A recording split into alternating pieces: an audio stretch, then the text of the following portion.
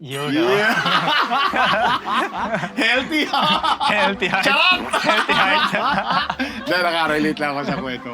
So, punta na tayo mga kababayan sa exciting part because ito, yung isang topic nga natin kanina pag-usapan tungkol sa kwento ng isang bagay na nangyayari.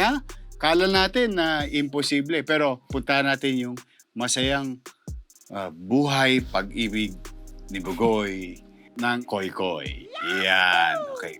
Ngayon, makakasama natin ang tatlong babaeng hindi lang nagpatibok, nagkasya sa puso niya. Sabi nga niya, mga kabayan, please welcome La Bruja, Samsara, and Laika Diamond. Yan, palakpakan naman dyan. Yan, puro may asim. Hi, how are you? Kamusta kayo? Okay lang po.